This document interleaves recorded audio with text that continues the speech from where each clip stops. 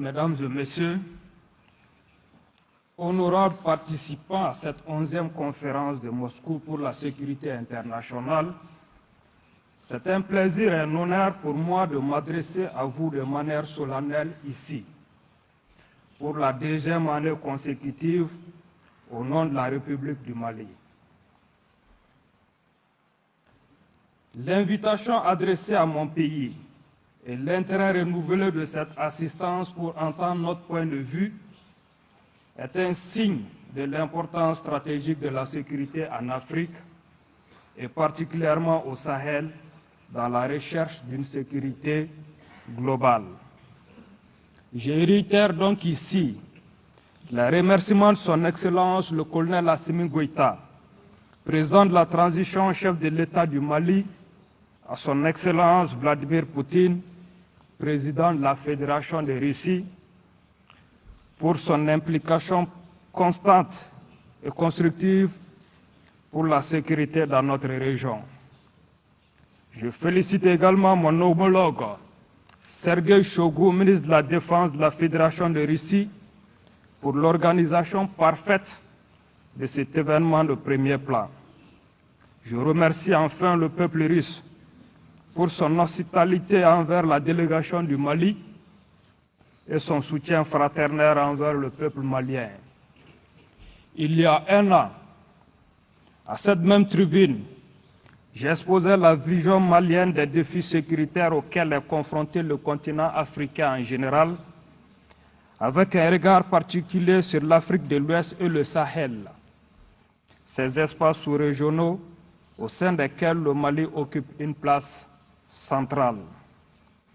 J'expliquais ici l'impact négatif de l'insécurité que subit notre région, où notre incapacité collective à trouver des solutions appropriées se traduit par un retard économique.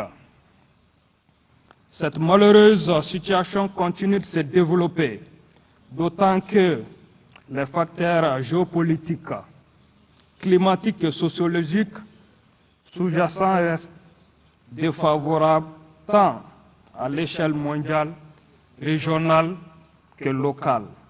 Surtout, il est regrettable de constater qu'encore aujourd'hui, alors que l'Afrique reste totalement inaudible sur les grands problèmes mondiaux, les puissances étrangères continuent de dicter les modes de gestion des problèmes africains.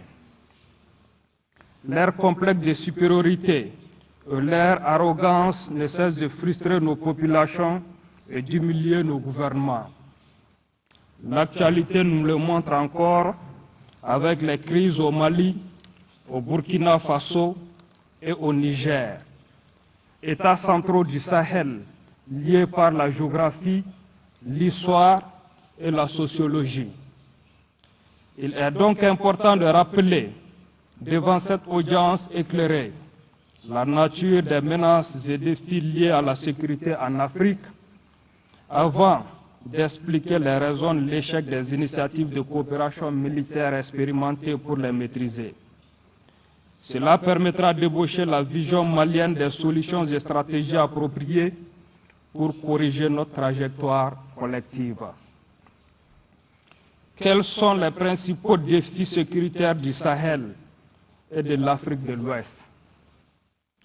Notre région est confrontée à une violence d'une rare portée dans son histoire, qui se manifeste par des agissements de certains acteurs internes et externes que nous classons, selon leurs motivations, en groupes armés terroristes, groupes criminels transnationaux ou groupes hybrides à tendance sécessionniste. Ils ont tous en commun cette volonté d'encourager et d'instrumentaliser des crises de coexistence communautaire dont ils se nourrissent. Pour autant, ces phénomènes néfastes ne sont que des symptômes superficiels d'un mal dont la racine est bien plus profonde. Tout d'abord, nous devons reconnaître nos problèmes internes de gouvernance. Les jeunesses africaines se sentent marginalisées par des dirigeants qui ne leur ressemblent pas, qui ne vivent pas comme eux, qui ne comprennent ni leurs problèmes ni leurs aspirations. les politiques publiques mises en œuvre ne correspondent pas aux besoins des peuples et les élites sont en décalage croissant avec ce qu'elles sont censées représenter.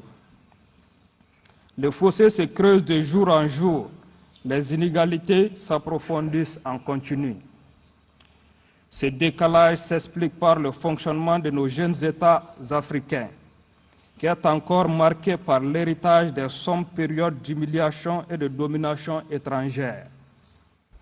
La barbarie des siècles d'esclavage et de colonisation et la perfidie des postures universalistes de la période néocoloniale actuelle ont laissé des traces.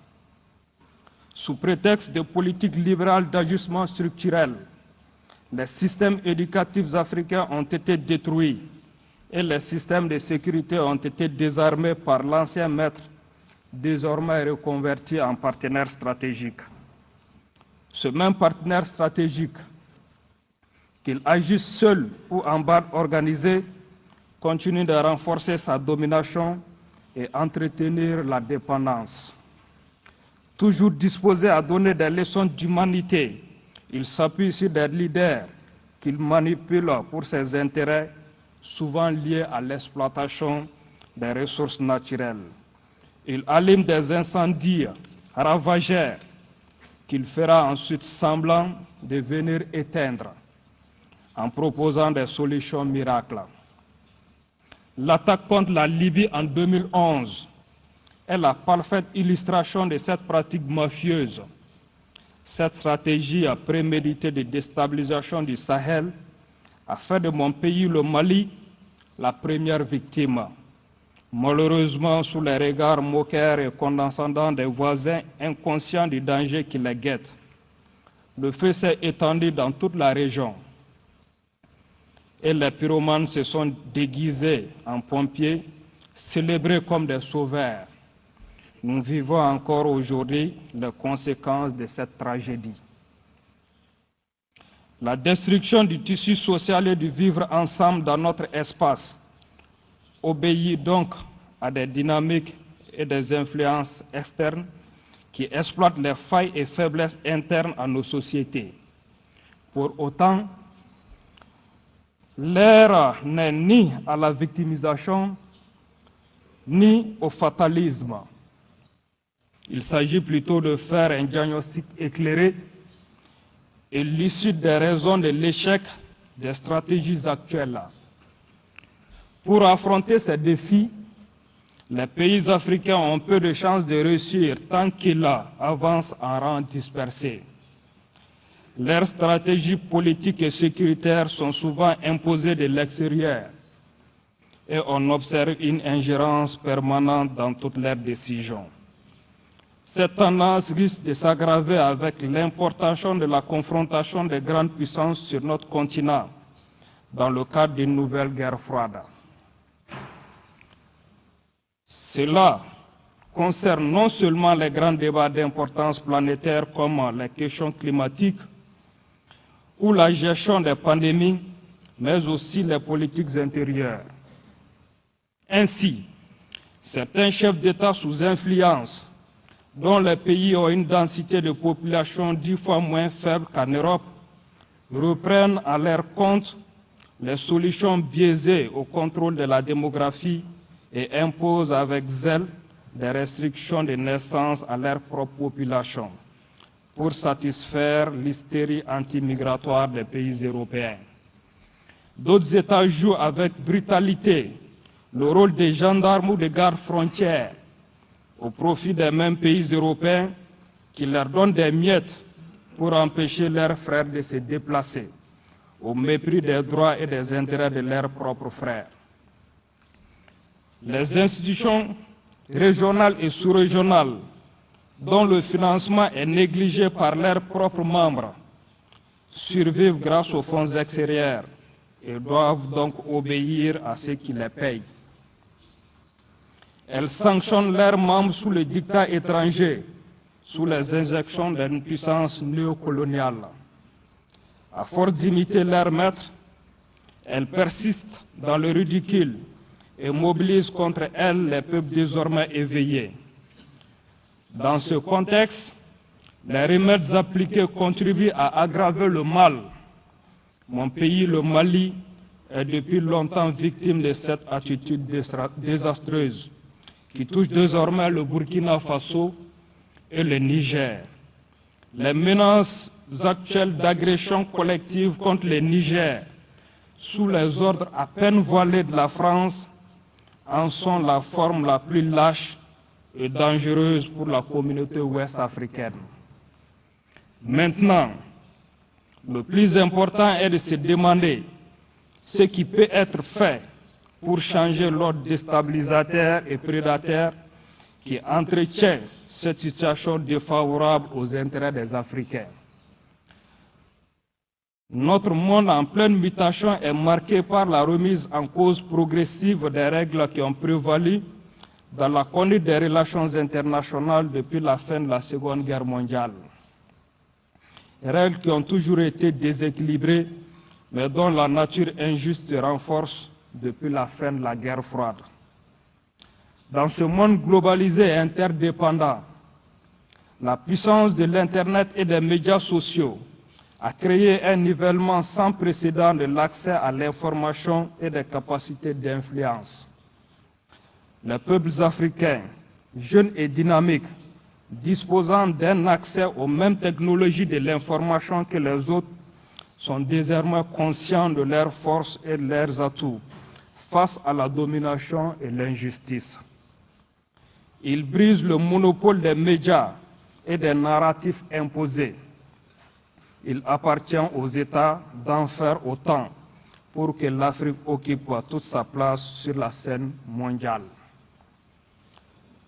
La seule solution pour les Africains est de faire une politique réellement africaine, concertée, fondée sur les réalités et les besoins des peuples africains. Cela nous demande d'avoir le courage de défendre nos intérêts, surtout lorsque ceux-ci sont opposés aux intérêts des puissances extérieures à l'Afrique. Si la sécurité de nos populations est une priorité, nous devons consentir l'effort financier nécessaire sans entendre l'impulsion des bailleurs de fonds. C'est le choix qu'a fait le Mali, malgré ses ressources limitées. Le gouvernement malien a également fait le choix courageux et lucide de changer sa stratégie sécuritaire après avoir fait le constat réaliste de l'échec des stratégies imposées, caractérisé par le déploiement de dizaines de milliers de militaires étrangers sans impact positif pour les populations. Notre peuple a décidé de reprendre son destin en main et de construire son autonomie avec des partenaires plus fiables, plus sincères, dont les intérêts sont transparents et clairement exprimés dans le cadre d'une relation gagnant-gagnant. C'est donc le lieu pour moi de remercier chaleureusement la Fédération de Russie pour sa coopération solide et efficace. Le monde entier en voit les résultats spectaculaires. Les progrès dans le domaine sécuritaire ont permis de faire progresser le processus de refondation de l'État, avec l'adoption de la nouvelle constitution par 97% des Maliens et des élections prévues dans quelques mois pour mettre fin à la transition. Jugé inquiétant pour une certaine classe dirigeante mondiale, le combat du Mali pour sa dignité et sa liberté est pris en exemple par tous les peuples du Sahel, d'Afrique de l'Ouest et de l'Afrique entière. Pour conclure, ce que le Mali a fait à sa modeste échelle, les pays africains peuvent le faire en grand, ensemble. Nul ne pourra y résister, ni de l'intérieur, ni de l'extérieur. Les peuples l'ont compris, il reste aux dirigeants de suivre leur exemple.